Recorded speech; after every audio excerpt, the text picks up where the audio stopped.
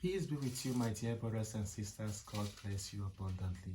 Today we'll continue with Luke chapter 23. The soldiers led Jesus away.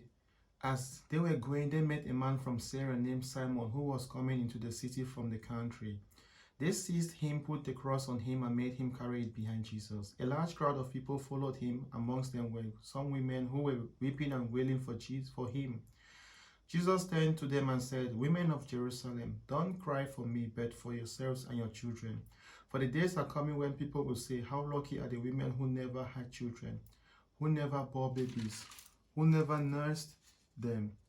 That will be the time when people will say to the mountains, 'Fall on us,' and to the hills, 'Hide us.' For if such things as these are done when the wood is green, what will happen when it is dry?" We all have a mission on this earth. We all have a call to a purpose. Some people are called to be priests. Some people are called to be evangelists. Some people are called to be parents, because parent is a vocation where you have to bring up your families, your children, to know Jesus Christ and to know God. Some people are called to marry. Marriage also is a vocation, because in marriage, the third person who is involved in marriage, it is Jesus. But at times, we refuse to accept our call from God. We see clearly that God is calling us for a purpose, but we ignore that call. And this is what is happening to Simon of Cyrene. Why is it that amongst all the men that were standing there, the soldiers did not take any of them to help Jesus? But immediately as Simon of Cyrene came to that spot, they caught him and told him to carry the cross of Jesus. Because God has been speaking gently to Simon that you have a call, accept it, but Simon was stubborn.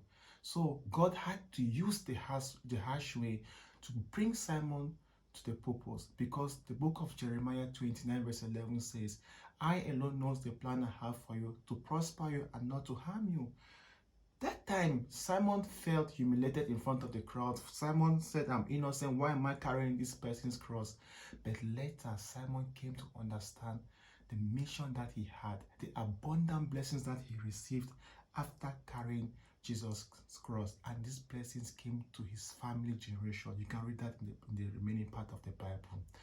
Secondly, why did Jesus tell the women to weep for themselves and weep for their children and not for him? My dear brothers and sisters, parents have the vocation. It's a parent's right to bring their children up to know God.